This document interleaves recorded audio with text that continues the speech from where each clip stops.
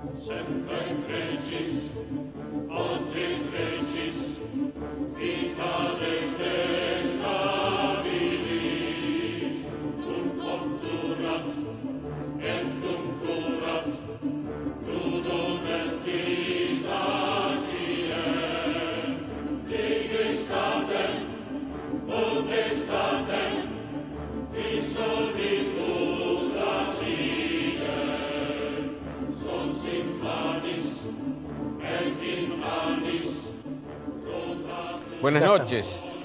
Hoy no tenemos invitados. Vamos a hacer entre Eduardo y yo un diálogo sobre algunos temas de actualidad, las dos editoriales que son de costumbre y finalmente la columna mía, La ciudad que queremos. De manera que vamos a empezar. Antes les damos las buenas noches y les agradecemos que hayan decidido mirar nuestro programa. Va a ser un programa variado y hemos decidido no tener invitados para charlar entre nosotros dos temas muy importantes.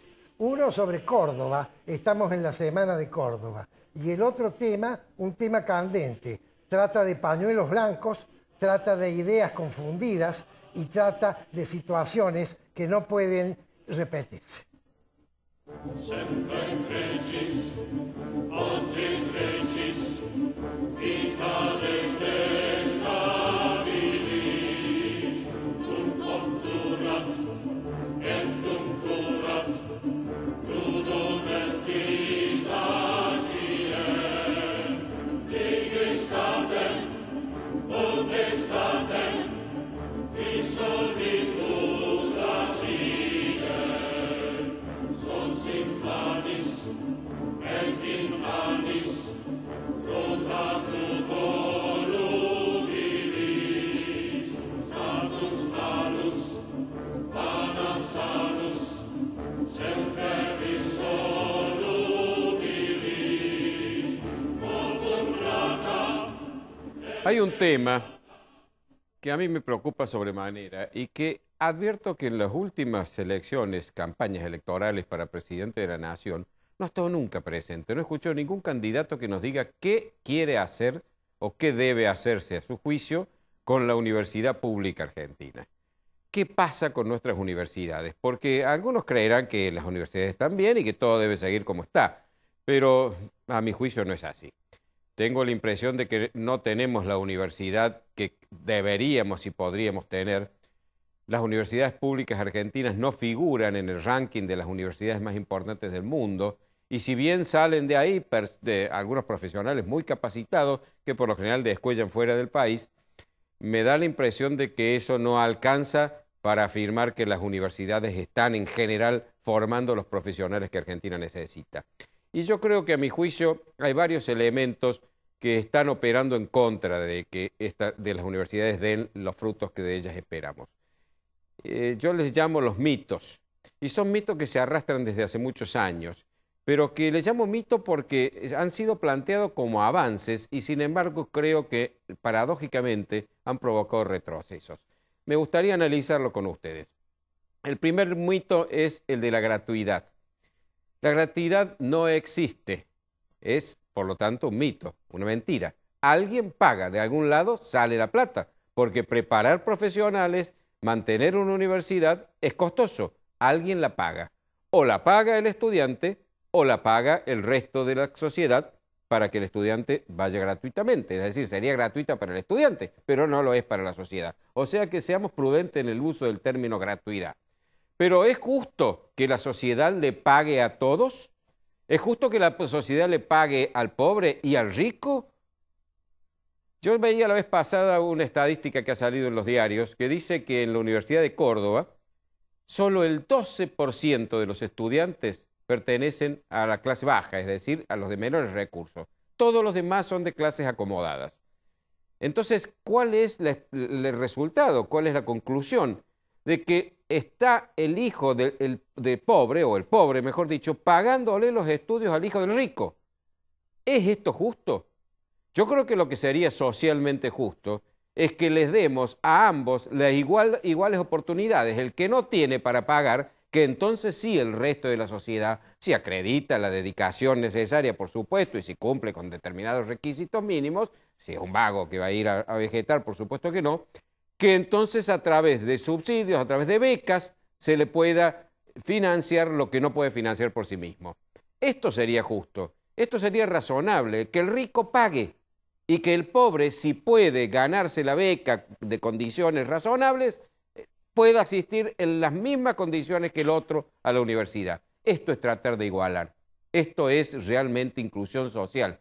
Pero hacer que el pobre le pague con sus impuestos al hijo del rico cuando él no puede mandar el suyo a la universidad me parece sumamente injusto. Por otra parte, yo pienso que sería mucho más lógico que a través de becas el estudiante reciba la plata de la beca y con ella pague la universidad. Es decir, que pague igual que el otro. No tiene por qué saber ninguno si la plata que él recibe se la da su papá, se la gana él o se la da el Estado a través de una beca, para que no haya distinciones. E incluso, si esa beca puede ayudarle también a mantenerse, si tiene que vivir en una ciudad que no es la suya, en buena hora que así sea. Y además eso ayudaría a financiar la demanda y no la oferta, y haría que las universidades públicas compitan entre sí con las privadas para ganarse a los estudiantes porque ofrecen una mejor formación. Ese es el primer mito. El otro mito es el llamado ingreso irrestricto, sobre todo en las carreras de gran demanda. No hay en el mundo universidad seria a donde el estudiante ingrese a las carreras de alta demanda sin tener que rendir un examen previo y aprobarlo. Y en casi todas ellas, en el 99%, el examen es selectivo con un cupo, es decir, entra una cantidad que es la cantidad que la universidad está capacitada para preparar, porque eso es el interés social. Formar profesionales que realmente estén capacitados para brindar a la sociedad lo que se espera de ellos. Es una paradoja que los sectores llamados de izquierda son los que están propiciando el ingreso irrestricto, es decir, privilegiando el interés particular sobre encima del interés social. A la sociedad no le conviene, no es bueno para la sociedad que todos entren sin acreditar previamente que se han merecido que los contribuyentes les paguen. Están recibiendo un pago, sobre todo si hablamos de esa presunta gratuidad, entonces tienen que por lo menos acreditar que entran en condiciones. Me dirán, no es lo mismo las posibilidades de ingresar de alguien que fue a un colegio privado que fue a un colegio público. Sí, pero eso no lo puede solucionar la universidad. Eso hay que resolverlo a nivel de la escuela secundaria. Es decir, volver a hacer, como lo hizo la generación del 80, que le dio el impulso formidable al país, una escuela pública donde la formación sea tan buena o mejor que en la escuela privada y que el que no puede pagar una escuela puede en la escuela del Estado encontrar la capacitación que realmente le permita ir a luchar en la vida con las mismas oportunidades que el otro. Y la tercera es lo que para mí es un absurdo contra la naturaleza de las cosas, que es el cogobierno. Cuando el estudiante asiste a la universidad, el solo hecho de asistir está implicando un reconocimiento de su ignorancia. Va a aprender y un reconocimiento a su vez de los conocimientos que tiene el profesor porque acepta su enseñanza. Entonces es lógico que el estudiante participe en la elección de quienes van a enseñarles y gobernar la universidad. En ningún lugar del mundo existe esto, es solo en la Argentina. ¿Y esta exclusividad realmente nos ha dado resultado? Lo que ha hecho es convertir a la universidad en un escenario de disputa entre los partidos políticos. Parece mentira, pero cuando hay elecciones de decanos y de rectores están los candidatos del gobernador, los del intendente, los del partido tal, los del partido cual. Yo creo que hay que educar a los estudiantes para que sepan vivir en democracia. Pero la democracia no es aplicable a todas las sociedades. La democracia requiere como condición la igualdad de los actores. En el sistema republicano todos los ciudadanos somos iguales, por lo menos teóricamente, ante la ley. Por eso nuestro voto vale igual, el del presidente de la nación, que el último de los ciudadanos, si es que pudiera establecerse una categoría así. Pero todos somos iguales, podemos y debemos votar todos. Pero hay instituciones que son jerárquicas. En una familia no pueden votar los chicos cómo se va a gastar la plata que el padre y la madre llevan al hogar. En una fuerza armada no pueden votar los soldados si van a ir a enfrentar al enemigo o van a retirarse. En una iglesia, en una institución educativa, no es lógico que el estudiante participe. Que haya canales a través de los cuales la opinión de los estudiantes sea tenida en cuenta, por supuesto. El estudiante es la razón de ser de la universidad. Una universidad que no escucha a sus estudiantes es una universidad que no está haciendo las cosas bien. Pero de ahí a que el estudiante elija al profesor, al decano o al rector, me parece que no se sostiene. Y menos aún que intervengan los no docentes, con todo el respeto que me merecen. Pero esto es una institución académica, deben ser los que tienen la formación académica quienes elijan a los que van a gobernar la institución. Estos mitos, más el tema de la autonomía, que también suele interpretarse mal, yo creo que hay una ley universitaria, porque la autonomía es el derecho a regularse a sí mismo, a dictar las propias normas. Si la universidad es del pueblo, es lógico que los representantes del pueblo le establezcan cuáles van a ser sus finalidades y establezcan pautas generales dentro de las cuales tengan que moverse. Fuera de esas pautas habrá un régimen de autonomía que cada universidad adaptará a la situación que le toca vivir. Pero tiene también, por ejemplo, que decirle cuántos profesionales necesita la sociedad. Tiene que haber un cupo que diga la Argentina va a necesitar en los próximos 6 años tantos médicos, tantos ingenieros, tantos abogados, tantos arquitectos, tantos contadores. Porque formar más de eso es un gasto inútil, sobre todo en las universidades públicas, un gasto inútil de los dineros del pueblo y además una trampa para los propios profesionales, porque no van a tener cabida en el mercado profesional porque va a haber más profesionales que lo que la sociedad necesita.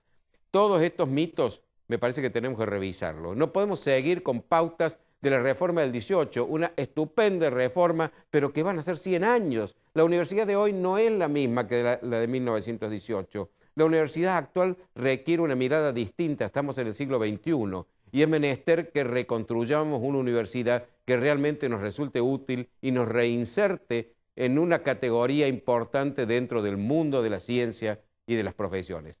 Porque los errores que se cometen en materia de educación se pagan a lo largo de varias generaciones. Y no estamos en condiciones de desperdiciar tiempo porque nuestras universidades y nuestro país no está tan bien como para darnos ese lujo. Semper Regis, ad in regis, vita de stabili.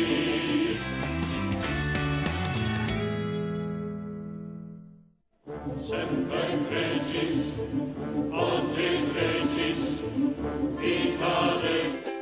Ahora comprar tu auto es una experiencia única. Llegó AutoCity, un nuevo espacio con 0 kilómetros, usados, pista de prueba y área de servicios. AutoCity, los autos evolucionan. El lugar donde encontrarlos también.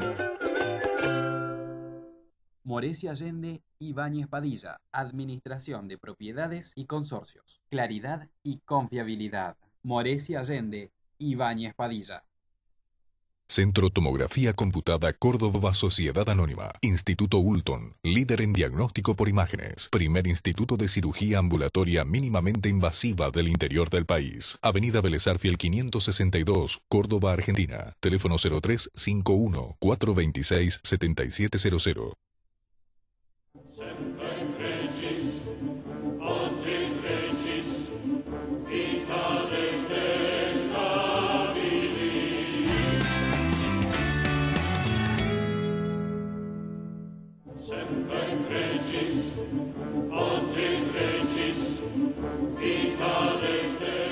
Ayer fue el Día de Córdoba y queríamos entonces charlar un poco sobre nuestra querida ciudad.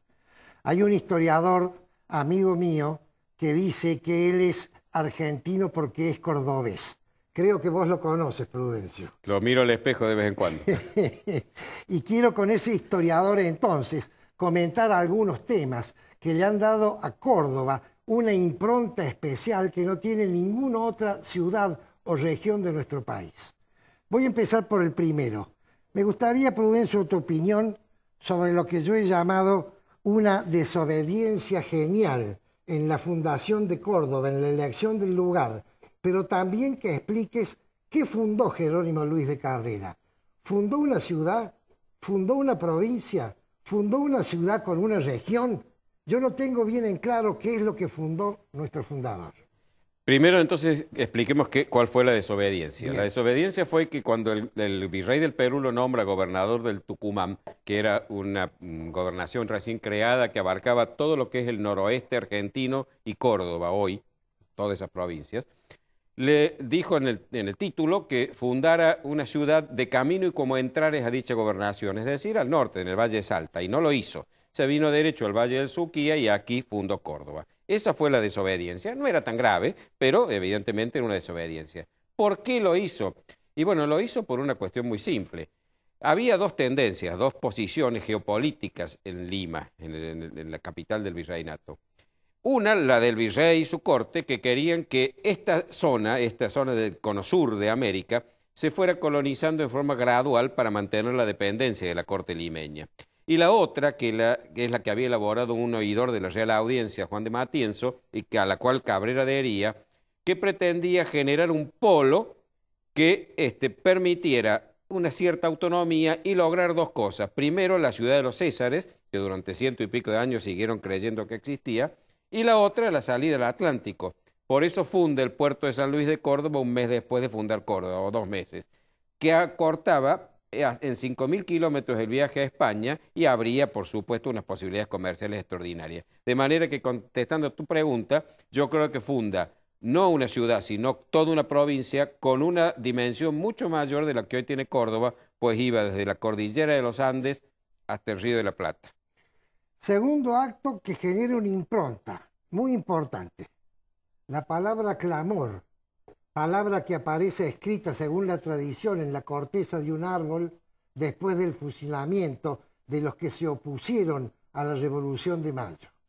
Sí, es un tema para hablar mucho. Yo he escrito un libro sobre esto que se llama Luces y Sombras de Mayo. Tenemos 1 minuto por cada una de las... Y sí, lo único que yo invito al que quiera profundizar esto a que lea Luces y Sombras de Mayo. Lo que hay que tener en claro es que la Revolución de Mayo fue una revolución municipal en que el Cabildo de Buenos Aires, bajo presión militar y en nombre del rey, quiso gobernar todo el virreinato ante la ausencia del rey, cuando lo lógico era hacer lo que había hecho España, es decir, una junta general donde todos se gobernaran. Y las principales capitales de gobernación se opusieron: Asunción, Montevideo, La Paz, Potosí, Córdoba. Y bueno, mandaron ejército que a sangre y fuego nos sometieron. Córdoba estaba más vinculada al Alto Perú que al litoral entonces. Sí, pero Montevideo también, que no era el Alto Perú, y Asunción se opusieron. Es decir, Córdoba, como las otras ciudades importantes, dijeron, no, ¿quiénes son los porteños para decirnos a nosotros quién nos tiene que gobernar, para someternos a ellos? ¿Por qué va a caer en ellos el poder por la ausencia del rey? Reunámonos entre todos y decidamos. No puedo hablar de impronta sin hablar de los jesuitas y de la universidad, que para mí son dos temas que están vinculados. ¿Por qué la universidad fue en Córdoba y no en La Rioja o en Santiago del Estero? ¿Y por qué los jesuitas eligieron estas tierras para ser cabecera de su provincia? Cuando se fundó el Colegio Máximo, el padre Torres, que fue el fundador, dijo que se iba a gobernar la provincia del Paraguay, iba a estar el Colegio Máximo aquí en Córdoba, porque era buen clima, era un lugar rico, era una ubicación geográfica adecuada, y yo creo que no lo dijo, pero para mí había un factor importante, que era la calidad cultural de los fundadores de Córdoba. De los 111 hombres que acompañaron a Cabrera, no se encontró ninguno que no supiera cuanto menos estampar su firma, cuando en esa época el índice de analfabetismo en las grandes ciudades europeas estaba en el orden del 70 o el 80%. ¿Eso fue una coincidencia o fue buscado por Jerónimo? Qué buena pregunta. A mí me gusta imaginar que él lo buscó, pero quizás no. Yo creo que las coincidencias no existen, aunque algunos vicepresidentes nuestros opinan que sí. Pasemos al siguiente tema. Este tema es un tema que vos has estudiado mucho cuando estudiaste el entierro del general Bustos en la Catedral de Córdoba. Sé que vos sos una de las personas que dieron fe a la ubicación de ese cajón en ese lugar.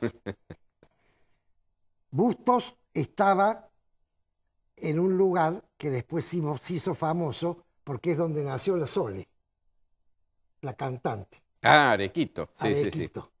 ¿Qué hizo Bustos y qué influencia tuvo lo que él hizo con el Ejército del Norte que bajaba hacia Buenos Aires? Claro, el directorio dominaba el país. Buenos Aires dominaba a través del directorio todo el país. El litoral y la banda oriental se levantaron y hubo un enfrentamiento porque no querían ser manejados desde Buenos Aires por el directorio.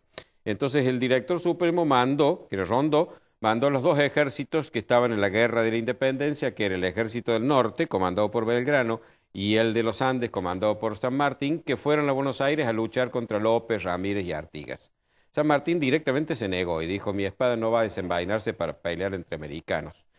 Y Belgrano cayó muy enfermo y se tuvo que quedar en Tucumán. El ejército siguió cumpliendo la orden hacia Buenos Aires, comandado por Fernández de la Cruz.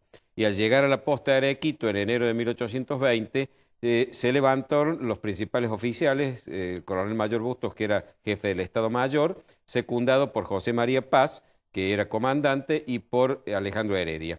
Y la mayor parte del ejército estuvo de acuerdo en no ir a defender Buenos Aires y a pelear contra otros argentinos, aunque no nos llamáramos así. Entonces Bustos con el ejército vino a Córdoba y se apoderó de Córdoba. No se apoderó. Antes que llegara el ejército ya lo hicieron renunciar al gobernador que había nombrado Buenos Aires y que ya los cordobeses estaban podridos, perdón por la expresión. Y cuando Bustos llegó, el Cabildo declaró la provincia autónoma soberana y convocó el Cabildo a las primeras elecciones que en la Argentina se realizaron con voto obligatorio de todos los varones mayores de 18 años.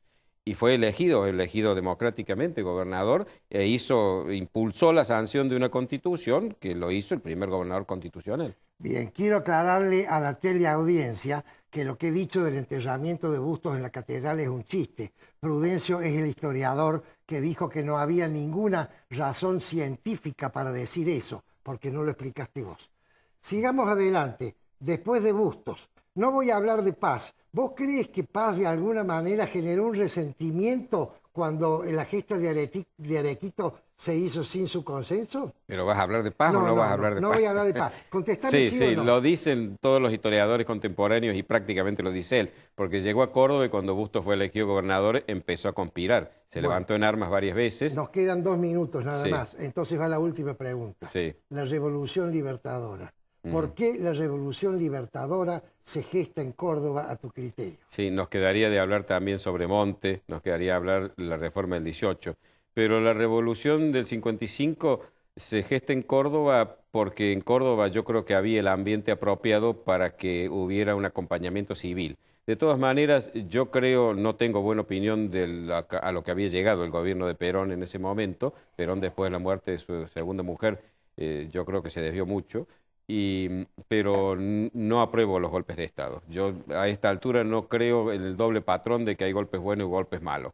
Mi padre participó en la Revolución del 55 como comando armado, como comando civil, pero reconozco que él lo hizo porque creía profundamente que eso era lo correcto. Quizás yo también lo habría hecho. Hoy la experiencia me dice que no debemos interrumpir, salvo que estemos en una situación ya de una tiranía manifiesta. Claro, porque además el gobierno que genera la hecatombe y el desastre no lo sufre porque es echado, se crea un mito y el nuevo gobierno tiene que empezar a solucionar todos los desquicios del gobierno anterior. Esa sería una razón práctica. Y está también la razón constitucional. Claro, evidentemente. El fundamento de que no se puede sacar provecho del sistema republicano si estamos interrumpiendo a cada rato su vigencia. Bueno, lamentablemente el tiempo es tirano. Seguiremos en otras conversaciones tratando estos temas tan interesantes. ¿Cómo no? Semper Regis, ad in regis, vicare stabili.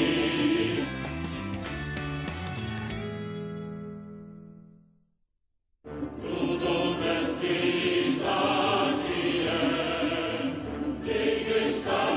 Ahora comprar tu auto es una experiencia única. Llegó AutoCity, un nuevo espacio con 0 kilómetros, usados, pista de prueba y área de servicios. AutoCity, los autos evolucionan. El lugar donde encontrarlos también.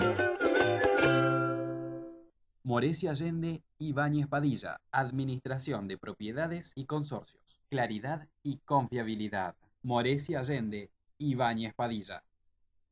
Centro Tomografía Computada Córdoba Sociedad Anónima. Instituto Ulton, líder en diagnóstico por imágenes. Primer instituto de cirugía ambulatoria mínimamente invasiva del interior del país. Avenida Vélez Arfiel 562, Córdoba, Argentina. Teléfono 0351 426 7700.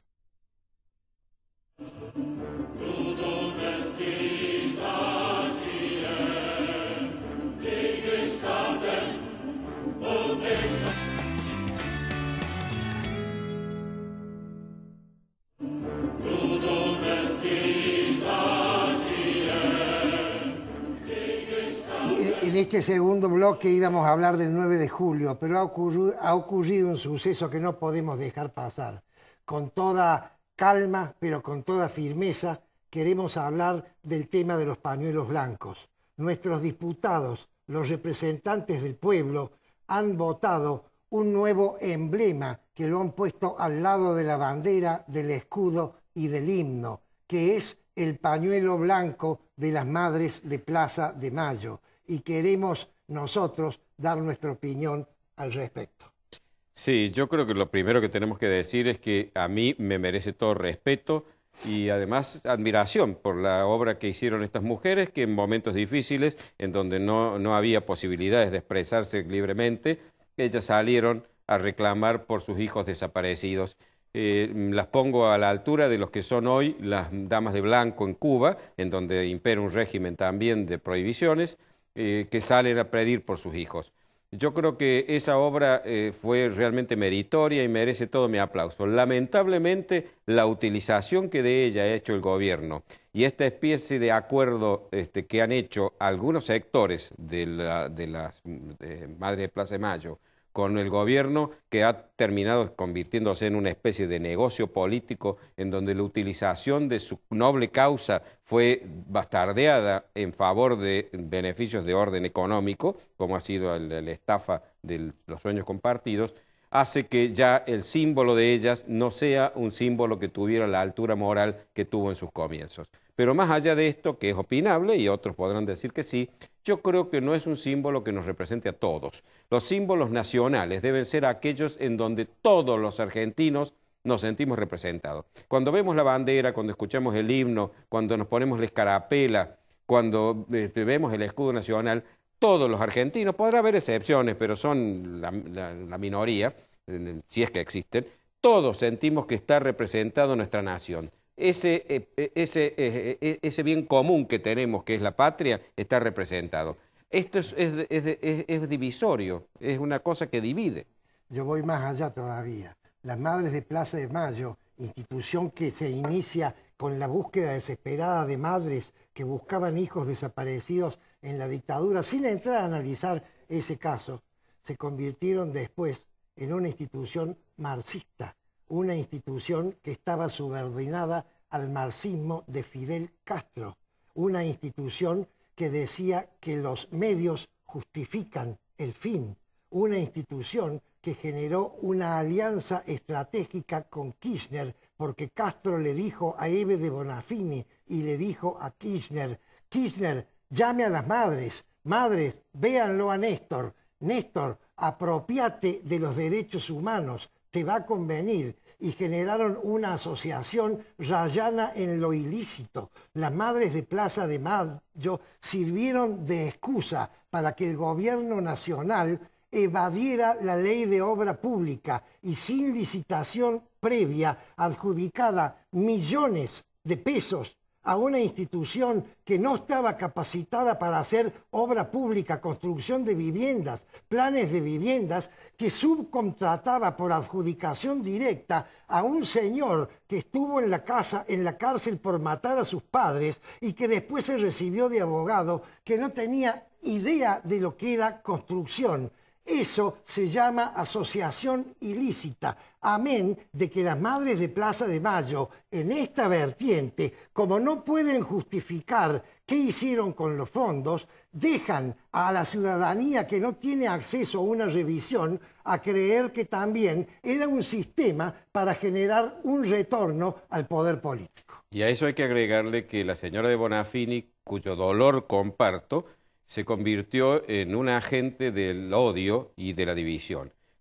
Sus expresiones como, por ejemplo, decir que llamar cerdo a Juan Pablo II y decir que esperaba que se quemara en el infierno, decir que se alegraba por las Torres Gemelas porque eran norteamericanos ricos, aliarse y aplaudir los actos salvajes, criminales de la ETA, de la FARC, del ERP, llamar al levantamiento público, a tomar las armas y decir que había que asaltar la Corte Suprema de Justicia porque no había fallado como quería el gobierno, me parece que hace que se convierta esto dolorosamente en un factor de división que de ninguna manera puede acceder a la categoría de símbolo patrio. Sí. Yo los invito porque no ha habido ningún diputado de Córdoba que haya votado en contra, ninguno. Y los del Frente para la Victoria, bueno, obedecen las órdenes que reciben del gobierno, pero también a ellos y a los otros, a Ferrey Rueda, a Rossi, a Villalta, a Baldassi, a Mestre, a Negri, yo los invito a que vengan aquí. Esta tribuna está a disposición de ustedes para que vengan a explicarlo. Quizás hay argumentos que nosotros no conocemos, querríamos oírlos. Que nos digan cuáles fueron las razones para que ustedes votaran y si realmente piensan que el pañuelo de las madres de Plaza de Mayo es un símbolo que nos representa a todos los argentinos. Porque es preocupante que nuestros representantes sensatos y que están orientados en la inclinación sociopolítico-económica nuestra tengan esta confusión tan grande. No se puede confundir un pañuelo que al principio cubría la cabeza de madres que pedían por el destino de sus hijos, en un símbolo que luego se convirtió en marxismo, en muerte y en robo. Yo sinceramente estoy muy preocupado porque esto justifica otra vez más una posición mía que dice que el problema argentino en definitiva es un problema cultural y tenemos las ideas confundidas. Y mientras nosotros no esclarezcamos las ideas, nosotros vamos a seguir cometiendo errores que venimos cometiendo recurrentemente. Por eso esta mesa está a disposición de todos aquellos que quieran venir a explicar otra posición, porque entonces en la discusión con buena voluntad todos ganan y surge la claridad. El único requisito que les exigimos es que se haga con respeto y con altura, con argumentos y no con agravios. Si están dispuestos a hacerlo, reitero, los dos los vamos a recibir con mucho agrado y escuchar sus argumentos. Quizás nos expliquen algo que no sabemos y en buena hora que así sea, porque así una sociedad crece y se desarrolla, intercambiando respetuosamente las opiniones.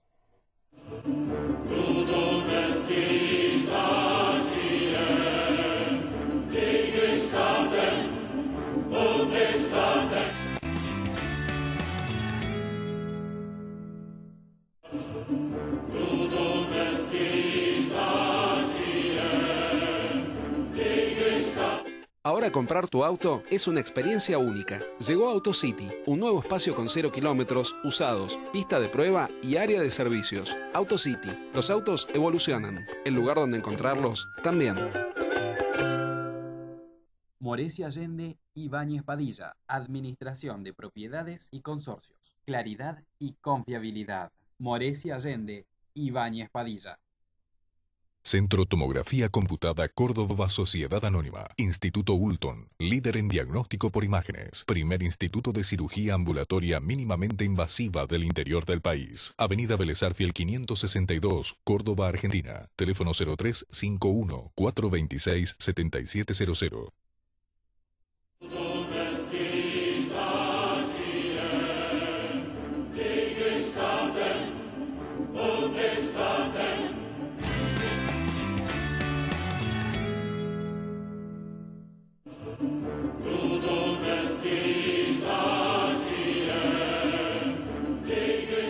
Nosotros somos de la escuela de Alejandro, y si ustedes nos preguntan de qué Alejandro, tratándose de literatura y tratándose de Córdoba, debo decirles Alejandro el Grande, Alejandro Nores Martínez.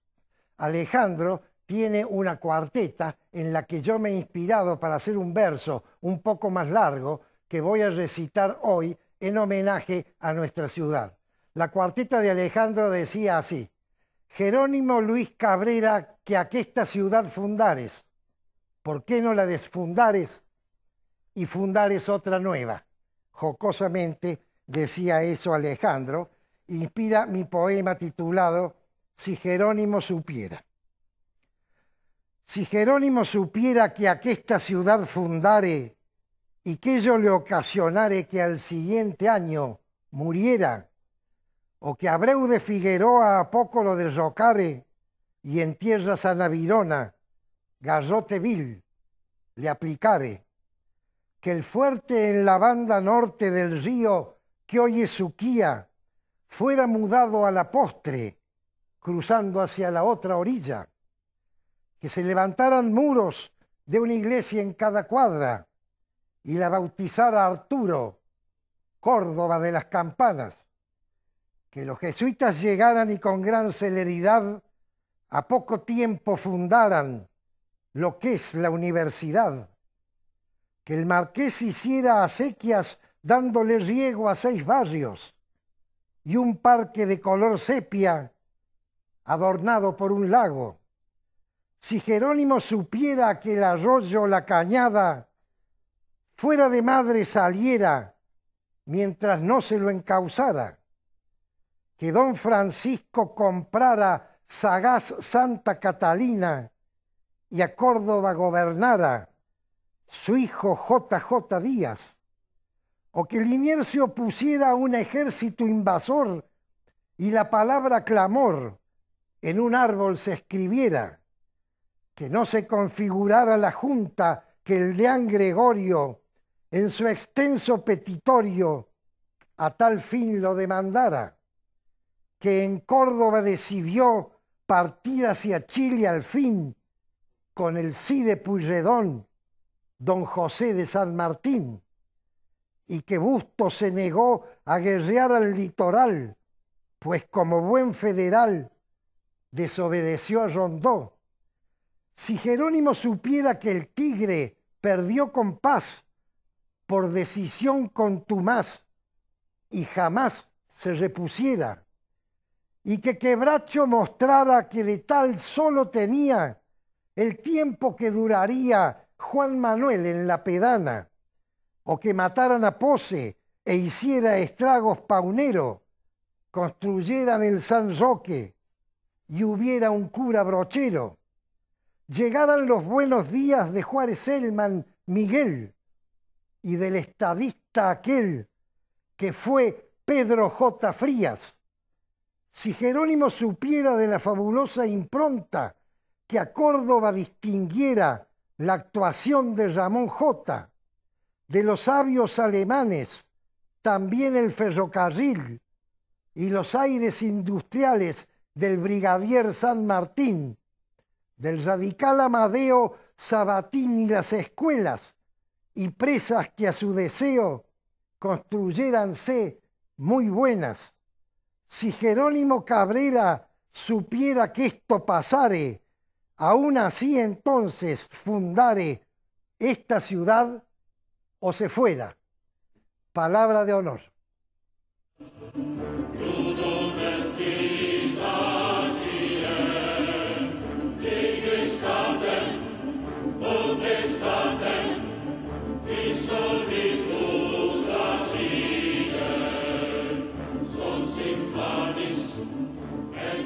Ayer se han cumplido 441 años de la fundación de nuestra ciudad y en esta columna, La ciudad que queremos, obviamente me voy a ocupar de alguien que hemos mencionado ya varias veces, el fundador, don Jerónimo Luis de Cabrera. Lo primero que a mí se me ha ocurrido pensar ya hace muchos años es cuál es la razón por la cual los cordobeses tenemos una relación tan especial con nuestro fundador, que no la tiene ninguna otra ciudad argentina de las viejas ciudades. Fíjense ustedes que somos la ciudad que más celebra el día de su fundación. Tenemos una semana de festejos desde hace muchos años. Y tenemos con don Jerónimo Luis de Cabrera una relación, como dicen los españoles, de tú a tú, como si fuera uno de nosotros que está todavía aquí, en el medio. Adviertan ustedes, cuando yo me ocupé de las estatuas de Córdoba, les contaba que digamos, el prócer que más estatuas tiene es precisamente Cabrera.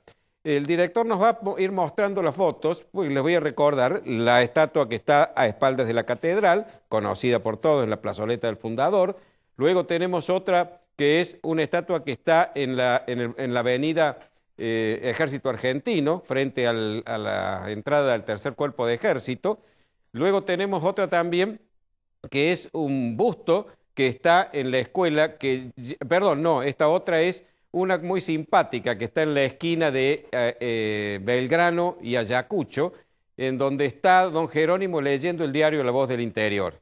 Realmente muy, muy simpática, muy original. Luego les muestro otra que es, a ver, señor director, así no me equivoco, exactamente, este es un busto de Cabrera que está en la escuela que lleva su nombre, en la calle Santa Rosa. Y luego tenemos otras, como por ejemplo una que está en la legislatura, que es, a ver si no la veo del todo bien, creo que es esa, que está en la legislatura, Es una estatua hecha hace poco, un monumento hecho en metal. Y luego tenemos otra que encontré un día en una librería de Nueva Córdoba. No, la figura en metal es esta que vemos ahora. La de recién no he alcanzado a ver bien cuál era, pero bueno, es una de ellas. Tanto está presente el fundador en la vida cotidiana de los cordobeses. Esa es la figura que está, o estaba por lo menos en una librería de Nueva Córdoba.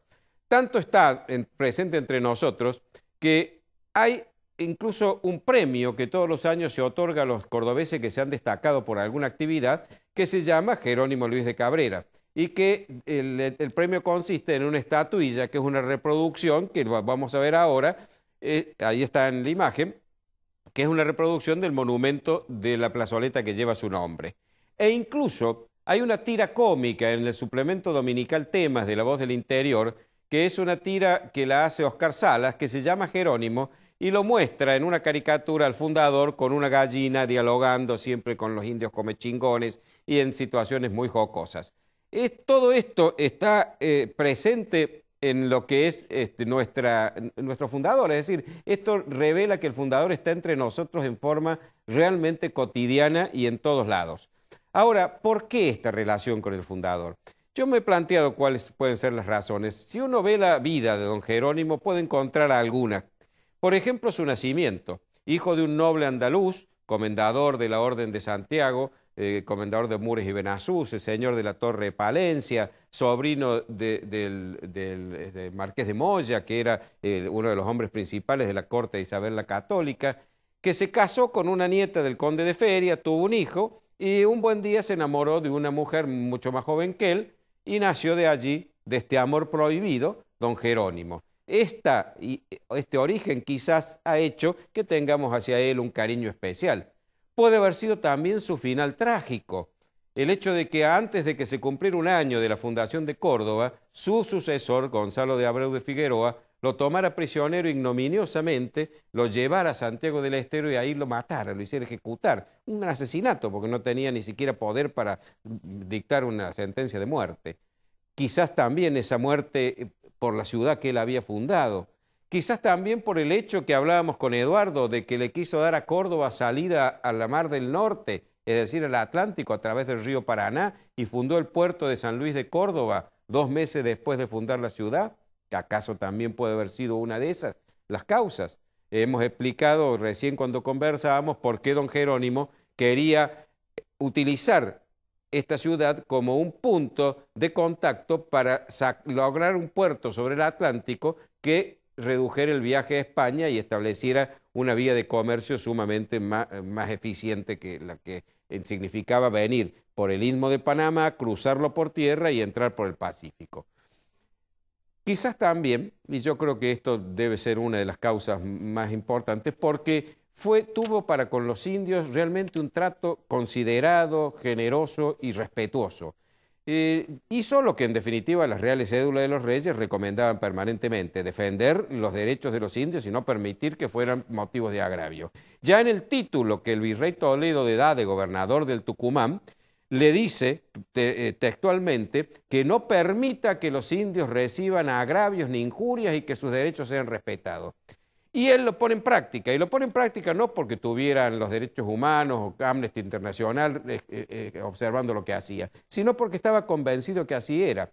El día antes de fundar la ciudad, el 5 de julio, dicta un auto en donde dice que va a fundar la ciudad donde hoy está, es decir, en lo que hoy es el Casco Chico, pero el fuerte lo va a levantar media legua aguas abajo en la banda norte del río. ¿Por qué? Dice textualmente, para que los indios de la comarca no sean vejados ni molestados, estén en sus casas y asientos sin desparcir, a causa del temor que podrían recibir de ver tanta gente española en sus pueblos, y para que mejor se les pueda requerir con la paz, y se procure predicarles el Santo Evangelio y atraerlos a la fe de nuestro Señor Jesucristo. E incluso elige el sitio de la ciudad en un lugar que si bien pertenecía a una región que se llamaba Quisquizacate, que era de los indios, en una zona donde ellos no habían utilizado. Lo dice expresamente en ese auto, que la ciudad se iba a fundar en tierras baldías donde ellos no tienen ni han tenido aprovechamiento, por no tener sacadas acequias en ellas, por tener mucha abundancia y mejores tierras.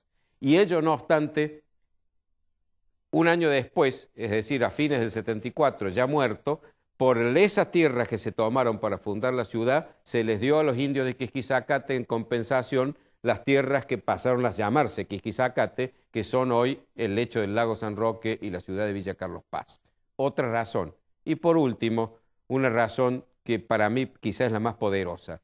La familia de Cabrera fue sumamente prolífica. Su sangre se difundió de tal manera que hoy hay cientos de miles de cordobeses y no cordobeses que la llevan en sus venas. Es como el gran abuelo de todos. Esto hace, evidentemente, que tengamos por él también un cariño especial. Muchos ni lo saben, pero evidentemente en la conciencia colectiva, en el imaginario colectivo, está presente esta relación y este vínculo afectivo y sanguíneo con el fundador de nuestra ciudad.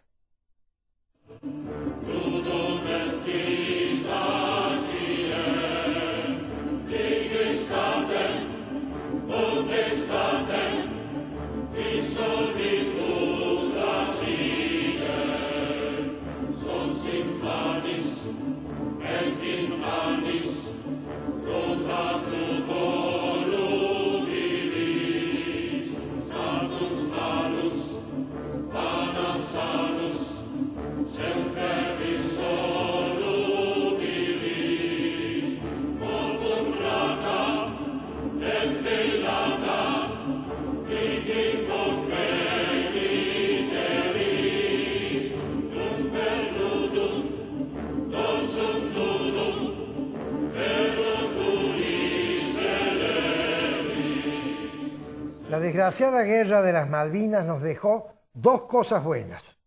La primera fue el extraordinario heroísmo de nuestros héroes. Y la segunda fue una absoluta convicción que tuvo toda la ciudadanía de decir nunca más gobiernos de facto, de aferrarse a la democracia como un náufrago se aferra a un leño que pasa llevado por una ola.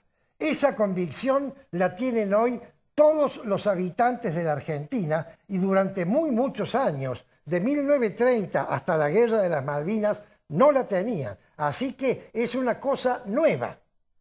Yo estoy convenciéndome de que estamos empezando a vivir un fenómeno parecido al que acabo de mencionar, que es el fenómeno que nos va a llevar a la aberración de la corrupción.